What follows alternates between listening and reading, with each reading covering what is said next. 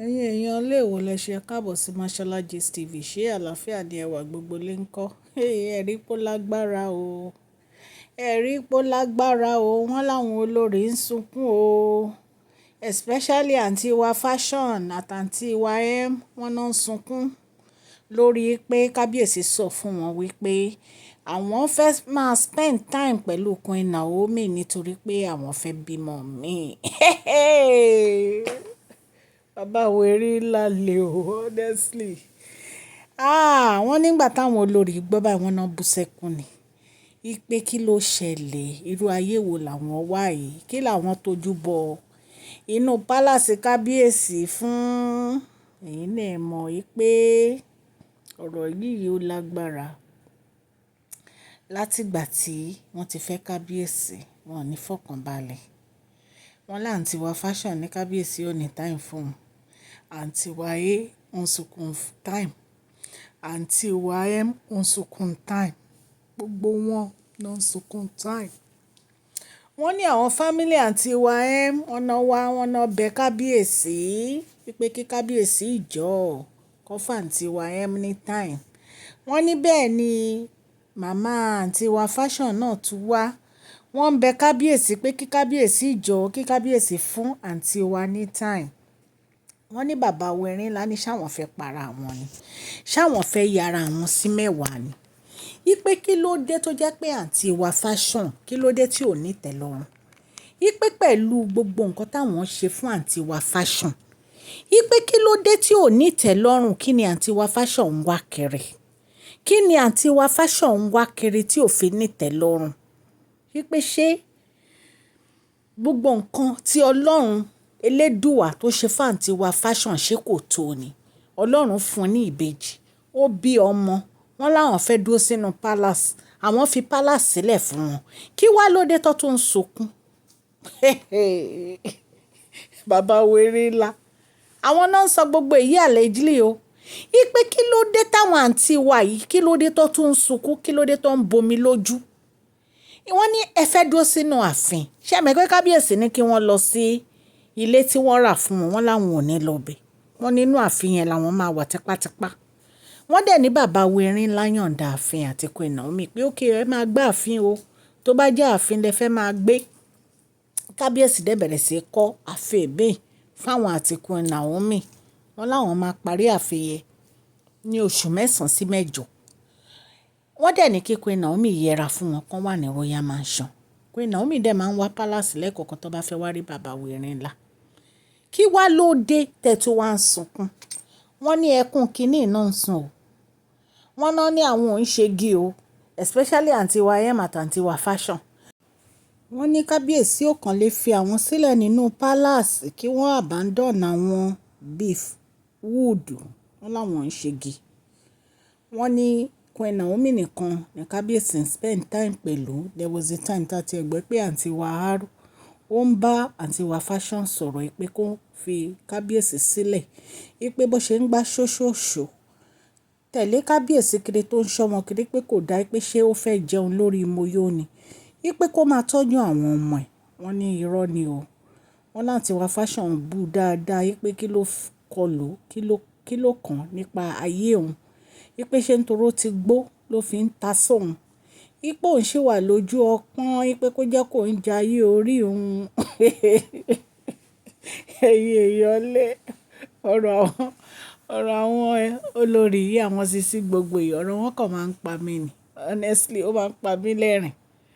Ọ̀rọ̀ wọn máa ń pa mí lẹ́rìn. Ẹ jẹ́ kí n sọ kinní kan tèmi mọ̀ ni pé òun ṣọ́ ọkùnrin kiri yín ò ní kó nífẹ̀ẹ́ o. Ó kàn máa tẹ́ ni. Ó máa ridicule lára ẹni because tọkùnrin bá fẹ́ ṣe á ṣe, tó bá fẹ́ ṣàgbèrè á ṣàgbèrè, ò bá aṣọ lójú méjèèjì. Pé ó dẹ̀ ń ṣọ́ ìyẹn gan ni òfin ní máa wá sọ́dọ̀ ẹ̀ because ọkùnrin like kí obìnrin kó fún wọn ní tough time. Ọkùnrin wọ́n like kóbìnrin fún wọn ní tough time. Tí obìnrin bá fún ọkùnrin ní tough time, ó ló máa ń wà lọkùnrin fi máa ń wà ìgà. Wọ́n máa ń wà ìgà fún obìnrin yẹn. Wọ́n á máa lé obìnrin yẹn kiri ni. Ṣùgbọ́n gbà tó bá pè ẹ́ lọ́sàn-án, already mọ́ pè ẹ́ lálẹ́ o rẹ́dì, mọ́ pè ẹ́ lóru o rẹ́dì, kí ló tún kù? Ẹ̀bà ló ń fún wọn lójoojúmọ́, wọ́n dẹ̀ fẹ́ lọ táwọn fẹ́ lọ jẹyán. So máa sú ọkùnrin yẹn náà. Ilé ayé ṣe rí nìyẹn. Ó wá ń sunkún ní ìsìn nígbà tí o ti fi bà wọ́n jẹ́, ó wá ń sunkún ní ìsìn pé wọn ò rí mọ́. Ṣé ìwọ nìkan ni kábíyèsí fẹ́ ni? Wọ́n dẹ̀ ní pé ọmọ wà lọ́wọ́ ẹ, kábíyèsí ò lè máa mu nǹkan tọ́mọ ń mu. Ó ní rárá, ó lóo fẹ́ tipátipá. Ẹ rí pé èyí tún lágbára ẹ̀yin aráalé. So allegedly bá ṣe gbọ́ ọ̀rọ̀ àwọn olórí nìyẹn o, tí wọ́n ní bàbá wa sọ fún wọn pé àwọn fẹ́ bímọ mi o. So ìtorí ẹ̀ làwọn fi ń spend time pẹ̀lú Queen Naomi o. Kò dẹ̀ sí nǹkan tí wọ́n lè ṣe sí i nítorí ìyàwó àwọn ò ní Queen Naomi. Ipe tí ò bá tẹ́ wọn lọ́rùn kan kò nu palace. Ẹ̀yin èèyàn lè nǹkan tá a gbọ́ nìyẹn allegedly. Tọ́ ni wọ́n sọ o. Allegedly tọ́ ni wọ́n sọ o. Wọ́n ní pé wọ́n ní ìgbà tí bàbá wa parọ́pò gbọ́ ọ̀rọ̀ yìí pé torí àwọn olórí tán sunkún lọ sọ́dọ̀ parọ́pò. Wọ́n ní parọ́pò ní àwọn àwa nǹkan ṣe sí i. Kò jẹ́ bó ṣe jẹ́, wọ́n ní àǹtí wa fashion tó ń rojọ́ pé kábíyèsí ò lè lọ spend Christmas pẹ̀lú Queen Naomi o. Ipe torí òun ò ní gbà. Ipe tó ń bá tí kábíyèsí bá try pò máa kó ẹrù wá sí inú royal mansion ni. Ìgbà tí mo gbọ́ yẹn mo tún rẹ́rìn mo ní o fẹ́ kẹ́rù ẹ lọ sí inú royal mansion. Ṣé wọ́n á tiẹ̀ jẹ́ kó o wọlé? Nígbà tó bá dẹnu géètì tán ti géètì kí ló fẹ́ ṣe? Ṣé o fẹ́ fò gànà ni? Ẹ rí àwọn ọ̀rọ̀ míì wà tó yẹ pé ó máa ń sọ tó yẹ pé ó máa ń fọ́ ní ìsinmi. Ayé yín lẹ́wà. Wọ́n ti fi palace sílẹ̀ fún yẹn máa flenjọ́ nínú palace. Ó lágbára o ẹ̀yin aráalé, allegedly nǹkan tá a gbọ́ nìyẹn ta ní ká torchlight sí o. Mo dúpẹ́ lọ́wọ́ gbogbo etí tó ń gbọ́ mi ní ilé lóko àti lẹ́yìn odi. Ọlọ́run Elédùmarè ọba aláàánú aṣàánú fún gbogbo yín o.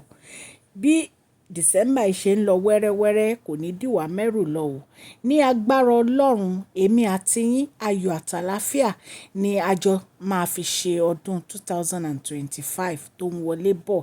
Ó máa bá wa láyé, ó máa bá wa láyé ní agbára Ọlọ́run. Ẹ̀yin èèyàn lé, ẹ má gbàgbé wípé mo sọ nínú gist mi pé a tún máa ṣe another prize giveaway ní April 15. Ẹ máa gbáradì. Ẹ̀yin èèyàn lé, orúkọ mi ni Mashola Yorùbá ni à ń sọ lórí ìkànnì yìí. À ń sọ nítorí pé a fẹ́ gbàgbé àṣà àti èdè wa lè tún sọ fún ọ̀pọ̀lọpọ̀ àwọn tí wọ́n gbọ́ Gẹ̀ẹ́sì. Tẹ́ ẹ bá ti subscribe, ẹ tẹ notification bell yín so that a bá ti post any gist ẹ máa rí. Ní agbára Ọlọ́run òkè òkè ni ọlá yín á máa lọ, ọlá yín ò ní lọ ìsàlẹ̀ láéláé. Mo dúpẹ́ lọ́wọ́ gbogbo ẹ̀yin old subscribers àtẹ̀yin new subscribers. Ọlọ́run Elédùmarè ọba láàánú á bá mi ṣàánú fún yín o. Gbogbo nǹkan tẹ́ bá ń dáwọ́lé á máa yọrí sí rere o. Mashola nífẹ̀ẹ́ yín gidigidi gan o. A dẹ̀ fi ojú pa ẹnikẹ́ni rẹ́. Ẹ má gbàgbé kẹ́ fún fídíò yìí ní thumbs up o. Please share this video, like and subscribe. God bless you all. Mashola Gist TV, love you all.